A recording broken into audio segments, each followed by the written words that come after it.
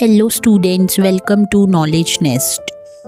आज हम एक्सप्लोर करेंगे एक बहुत ही interesting topic, the human eye and the colourful world.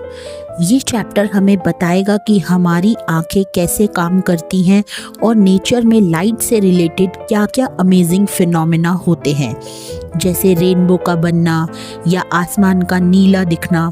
तो चलिए शुरू करते हैं। सबसे पहला पार्ट आता है ह्यूमन आई। हमारी आँख एक बहुत ही वैल्यूएबल और सेंसिटिव सेंस ऑर्गन है। ये हमें ये ब्यूटीफुल कलरफुल वर्ल्ड देखने में हेल्प करती है। आपको पता है कि हमारी आँख एक कैमरे की तरह है। इसके मेन पार्ट्स क्या क्या होते हैं? सबसे पहला है कॉर्निया। ये एक थिन ट्रांसपेरेंट मेम्ब्रेन है जो आँख के फ्रंट पे बल्ज बनाती है। जब लाइट आँख में एंटर करती है तो ज़्यादातर रिफ्रैक्शन इसी आउटर सरफेस पर होता है। दूसरा पार्ट आता है आइरिस। कॉर्निया के पीछे एक डार्क मस्कुलर डायफ्रैम होता है जिसे हम आइरिस कहते हैं। तीसरा आता है प्यूपिल। आइरिस प्यूपिल के साइज को कंट्रोल करती है। प्यूपिल का काम है आँख में एंटर होने वाली लाइट की अमाउंट को रेगुलेट और कंट्रोल करना। नेक्स्ट है क्रिस्टलाइन लेंस। अब ये लेंस जो होते हैं फाइब्रस जेली लाइक मटेरियल से बने होते हैं। इसका मेन काम होता है फोकल लेंथ को एडजस्ट करना ताकि ऑब्जेक्ट्स रेटिना पर क्लियरली फोकस हो सके। अब रेटिना का क्या रोल है? ये एक लाइट सेंसिटिव स्क्रीन है जहाँ पर इमेज बनती है। रेटिना में बहुत सारे लाइट सेंसिटिव सेल्स होते हैं जो इल्यूमिनेशन पर एक्टिवेट होकर इलेक्ट्रिकल सिग्नल्स जनरेट करते हैं। फिर आते हैं ऑप्टिक नर्व्स। ये इलेक्ट्रिकल सिग्नल्स ऑप्टिक नर्व्स के थ्रू ब्रेन तक जाते हैं। ब्रेन इन सिग्नल्स को इंटरप्रेट करता है और हमें ऑब्जेक्ट्स वैसे ही दिखते हैं जैसे कि वो हैं। हमारी आई बॉल अप्रॉक्सीमेटली स्फेरिकल होती है और इसका डायामीटर लगभग 2.3 सेंटीमीटर तक का होता है। नेक्स्ट आपका आता है पावर ऑफ एकोमोडेशन। क्या बच्चों आप जानते हो कि हमारी आंख दूर और पास के ऑब्जेक्ट्स को क्लियरली कैसे देख पाती है? तो ये होता है पावर ऑफ एकोमोडेशन की वजह से। अब ये होता क्या है? ये आई लेंस की एबिलिटी है कि वो अपनी फोकल लेंथ को एडजस्ट कर सके। अब होता कैसे है? आई लेंस की कर्वेचर को सिलियरी मसल्स मॉडिफाई कर सकते हैं। जब मसल्स रिलैक्स होते हैं तो लेंस पतला हो जाता है और फोकल लेंथ बढ़ जाती है, जिससे हम दूर के ऑब्जेक्ट्स जो है क्लियरली देख पाते हैं। अब इसी के अपोजिट जब मसल्स कॉन्ट्रैक्ट होते हैं तो लेंस जो है वो काफ़ी मोटा हो जाता है और फोकल लेंथ घट जाती है, जिससे हम पास के ऑब्जेक्ट्स क्लियरली देख पाते हैं। लेकिन आई लेंस की फोकल लेंथ को एक सर्टेन मिनिमम लिमिट से कम नहीं किया जा सकता। सबसे पहले जैसे near point.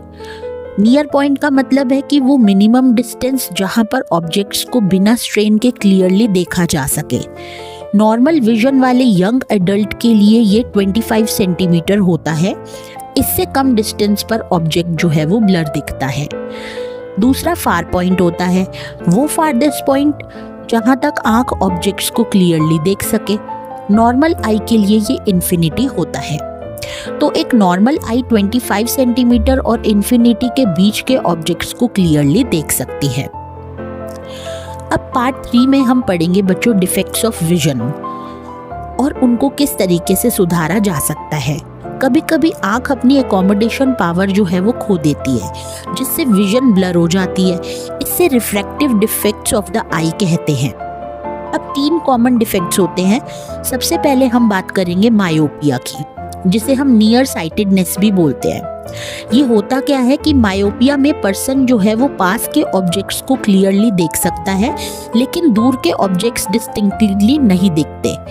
Far point infinity से पास आ जाता है।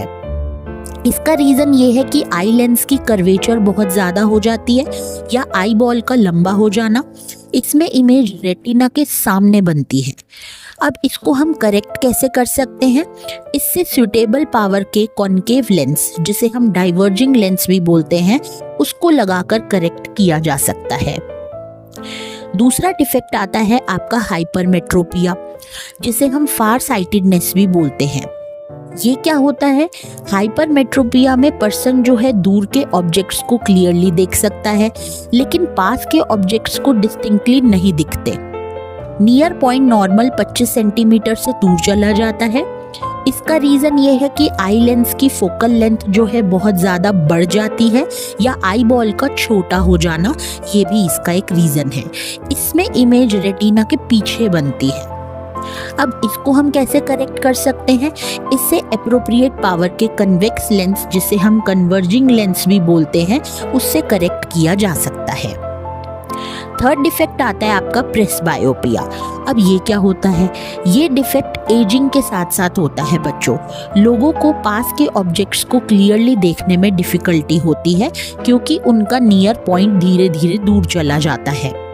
इसका रीज़न ये है कि जो सिलियरी मसल्स हैं वो काफ़ी कमज़ोर हो जाते हैं और आई लेंस की फ्लेक्सिबिलिटी कम हो जाती है। इसको हम कैसे करेक्ट कर सकते हैं, अक्सर इसमें बायफोकल लेंसेज की ज़रूरत हमें पड़ती है। बायफोकल लेंस का मतलब होता है जिसमें एक ही स्पेक्स में 2 लेंस लगाए जाते हैं। अपर पोर्शन में कॉनकेव होता है जो दूर की विजन के लिए होता है, और लोअर पोर्शन में कॉन्वेक्स लेंस होता है जो कि पास की विजन के लिए होता है। अब एक प्रॉब्लम आती है कैटरैक्ट। ये ओल्ड एज में क्रिस्टलाइन लेंस मिल्की और क्लाउडी हो सकता है, जिससे पार्शियल या फिर कंप्लीट विजन लॉस हो सकता है। इसे कैटरैक्ट सर्जरी से ठीक किया जा सकता है। अब आई डोनेशन भी हो सकता है। हमारी आंखें हमारी डेथ के बाद भी जिंदा रह सकती हैं और एक ब्लाइंड पर्सन की लाइफ में रोशनी ला सकती हैं। किसी भी एज ग्रुप या किसी भी सेक्स के लोग आईज डोनेट कर सकते हैं। स्पेक्टिकल्स यूज करने वाले, कैटरैक्ट की सर्जरी करवा चुके लोग, डायबिटिक, हाइपरटेंशन, अस्थमा पेशेंट्स और नॉन कम्युनिकेबल डिजीजेस वाले लोग भी डोनेट कर सकते हैं। आईज जो है बच्चों डेथ के 4 से 6 आवर्स के अंदर रिमूव करनी होती है। अब रिफ्रैक्शन ऑफ लाइट पढ़ते हैं थ्रू ग्लास प्रिज्म। लाइट का रिफ्रैक्शन हमने पहले भी पढ़ा है, जो कि इससे पहले वाले चैप्टर में है। उसको भी हम काफ़ी डिटेल में चैप्टर को समझाएंगे। लेकिन प्रिज्म से रिफ्रैक्शन ग्लास स्लैब से अलग होता है। जैसे कि एक ट्रायंगुलर ग्लास प्रिज्म में 2 ट्रायंगुलर बेसिस और 3 रेक्टेंगुलर लेटरल सरफेसेस होती हैं जो एक दूसरे पर इंक्लाइंड होती हैं। इंक्लाइंड होती है मतलब पड़ती हैं। जब लाइट रे एयर से ग्लास में एंटर करती है तो वो नॉर्मल की तरफ बेंड करती है। एक नॉर्मल रे है जिसकी तरफ वो बेंड करती है। जब लाइट रे ग्लास से एयर में एग्जिट करती है तो वो नॉर्मल से दूर बेंड करती है। ये बात आपको अच्छे से ख्याल रखनी है। प्रिज्म की पिक्यूलियर शेप की वजह से इमर्जेंट रे इंसिडेंट रे की डायरेक्शन से एक एंगल पर बेंड होती है, जिसे हम एंगल ऑफ डेविएशन कहते हैं। अब हम देख लेते हैं कि व्हाइट लाइट का डिस्पर्जन कैसे होता है थ्रू ग्लास प्रिज्म। क्या आपने कभी रेनबो देखा है? उसमें इतने सारे कलर्स कैसे आते हैं? तो सबसे पहले बच्चों डिस्पर्जन का मतलब समझो। व्हाइट लाइट का उसके कंपोनेंट कलर्स में स्प्लिट होना डिस्पर्जन कहलाता है। मतलब एक व्हाइट लाइट काफी सारे रंगों में अगर बट जाए तो उसे हम डिस्पर्जन कहते हैं। जब व्हाइट लाइट प्रिज्म से पास करती है तो वो एक बैंड ऑफ कलर्स में स्प्लिट हो जाती है, जिसे स्पेक्ट्रम कहते हैं। ये कलर्स हैं विबग्योर, जो कि 7 रंग हैं जो कि रेनबो में भी नजर आते हैं। V for violet, I for indigo, B blue, G green, Y से येलो, O से ऑरेंज और R से रेड। इसका रीजन क्या है बच्चों कि डिफरेंट कलर्स की लाइट प्रिज्म से पास होने पर डिफरेंट एंगल्स पर बेंड होती हैं। रेड लाइट सबसे कम बेंड होती है, जबकि वायलेट लाइट सबसे ज़्यादा बेंड होती है। अब ज़्यादा बेंड होने का मतलब क्या है कि जैसे आप कहीं पर भी देखें, दूर से ब्लू लाइट अगर आपको नज़र आएगी या फिर वायलेट कलर की, तो वो ज़्यादा आप देखेंगे हमारी आंखों में आते ही वो फैलती है, क्लियर नज़र नहीं आती। लेकिन रेड ऐसा नहीं होता, तो इसीलिए इसको कहा जाता है कि रेड लाइट सबसे कम बेंड होती है, जबकि वायलेट लाइट सबसे ज़्यादा बेंड होती है। इसी वजह से वो अलग अलग पाथ्स पर इमर्ज होती हैं और हमें डिस्टिंक्ट कलर्स का बैंड दिखता है। अब इसाक न्यूटन ने पहली बार ग्लास प्रिज्म का यूज करके सनलाइट का स्पेक्ट्रम ऑब्टेन किया था। उन्होंने एक एक्सपेरिमेंट से प्रूव किया कि सनलाइट 7 कलर से बनी होती है। अब रेनबो फॉर्मेशन देखते हैं। रेनबो एक नेचुरल स्पेक्ट्रम है जो बारिश के बाद आसमान में दिखता है। ये सनलाइट के डिस्पर्जन की वजह से बनता है जो एटमॉस्फेयर में मौजूद टाइनी वाटर ड्रॉपलेट्स द्वारा होता है। अब जैसे बारिश हो जाती है तो उसके बाद छोटे छोटे ड्रॉप्स होते हैं, जमीन भी पूरी गीली होती है। ये वाटर ड्रॉपलेट्स स्मॉल प्रिज्म की तरह काम करते हैं, एक्ट करते हैं। प्रोसेस क्या है कि सनलाइट जो है ड्रॉपलेट में एंटर करती है और रिफ्रैक्शन होता है, रिफ्रैक्ट और डिस्पर्स होती है, फिर इंटरनली रिफ्लेक्ट होती है और फाइनली ड्रॉपलेट से बाहर निकलते वक्त दोबारा से रिफ्रैक्ट होती है। तो यहाँ पर रेनबो में बच्चों याद रखना है 2 बार रिफ्रैक्शन होता है। हमेशा सन के अपोजिट डायरेक्शन में ही रेनबो बनेगा। नेक्स्ट आपका आता है एटमॉस्फेरिक रिफ्रैक्शन के बारे में हम जानते हैं। एटमॉस्फेयर में लाइट के रिफ्रैक्शन भी कई इंटरेस्टिंग फिनोमेना क्रिएट करता है, जैसे कि ट्विंकलिंग ऑफ स्टार्स का टिमटिमाना एटमॉस्फेरिक रिफ्रैक्शन की ही वजह से होता है। अर्थ के एटमॉस्फेयर में लाइट एंटर करते वक्त कंटिन्यूसली रिफ्रैक्ट होती है, क्योंकि एटमॉस्फेयर का रिफ्रैक्टिव इंडेक्स ग्रेजुअली चेंज होता रहता है।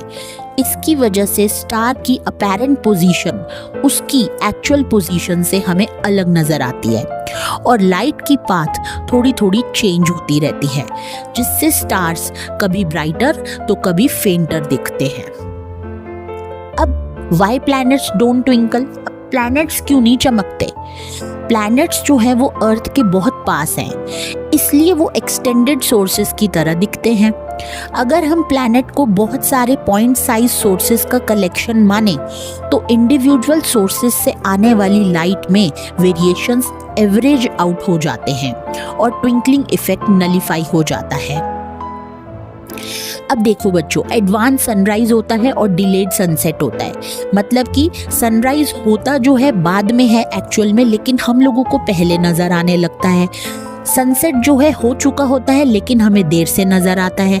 ये भी किसकी वजह से हो रहा है? एटमॉस्फेरिक रिफ्रैक्शन की वजह से सन हमें एक्चुअल सनराइज से लगभग 2 मिनट पहले दिखना शुरू हो जाता है और एक्चुअल सनसेट के 2 मिनट बाद तक दिखता रहता है। अब स्कैटरिंग ऑफ लाइट देखते हैं। लाइट का ऑब्जेक्ट्स के साथ इंटरप्ले नेचर में कई स्पेक्टेकुलर फिनोमेना देता है, जैसे आसमान का नीला रंग या सनराइज या फिर सनसेट पर सूरज का रेड दिखना। तो उसका एक नाम है टिंडल इफेक्ट। जब लाइट की बीम फाइन पार्टिकल से टकराती है, जैसे कि स्मोक फिल्ड रूम में या डेंस फॉरेस्ट कैनोपी में टाइनी वाटर ड्रॉपलेट से, तो बीम का पाथ विजिबल हो जाता है। इस फिनोमेनन को हम टिंडल इफेक्ट कहते हैं। जो स्कैटर्ड लाइट का कलर है उसके पार्टिकल्स के साइज पर डिपेंड करता है। बहुत fine particles mainly blue light को स्कैटर करते हैं।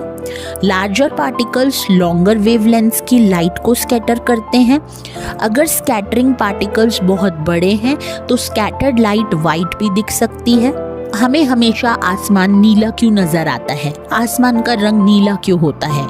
एटमॉस्फेयर में बच्चों एयर के मॉलिक्यूल्स और फाइन पार्टिकल्स का साइज विजिबल लाइट की वेवलेंथ से छोटा होता है। ये particles shorter wavelength blue and वाली जो लाइट होती है उसको लॉन्गर वेवलेंथ जो रेड एंड वाली लाइट है उससे ज्यादा स्ट्रांगली स्कैटर करते हैं। रेड लाइट की वेवलेंथ ब्लू लाइट से लगभग 1.8 टाइम्स बड़ी होती है। तो जब सनलाइट एटमॉस्फेयर से गुजरती है तो ब्लू कलर सबसे ज्यादा स्कैटर होता है और ये स्कैटर्ड ब्लू लाइट हमारी आंखों तक पहुंचती है, इसलिए आसमान हमें नीला दिखता है। क्योंकि ये स्कैटर ज्यादा करती है तो ब्लू ही ब्लू नजर आता है। अगर अर्थ पर एटमॉस्फेयर ही नहीं होता तो कोई स्कैटरिंग ही नहीं होती और आसमान डार्क दिखता, जैसे हाई एल्टीट्यूड पर फ्लाइंग पैसेंजर्स को दिखता है। अब है डेंजर सिग्नल्स रेड क्यों होते हैं? मतलब खतरे के निशान लाल कलर के क्यों हमेशा दिखाए जाते हैं? लाल कलर से क्यों शो करे जाते हैं?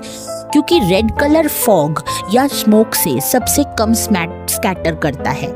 रेड कलर ज्यादा स्कैटर नहीं करता, दूर से भी बड़ा क्लियर नजर आ जाएगा, तो इसलिए रेड लाइट को दूर से भी सेम कलर में क्लियरली देखा जा सकता है। तो बच्चों, आज हमने जाना कि हमारी आंखें कितनी अद्भुत हैं और लाइट कैसे हमारे सराउंडिंग वर्ल्ड में इतने सारे खूबसूरत और इंटरेस्टिंग फिनोमेना क्रिएट करती है। होप आपको ये इन्फॉर्मेशन पसंद आई होगी। तो अगर आपको ये वीडियो पसंद आई तो इसे लाइक ज़रूर करें, मेरे चैनल को सब्सक्राइब करें और ज़्यादा से ज़्यादा अपने फ्रेंड्स के साथ शेयर करें।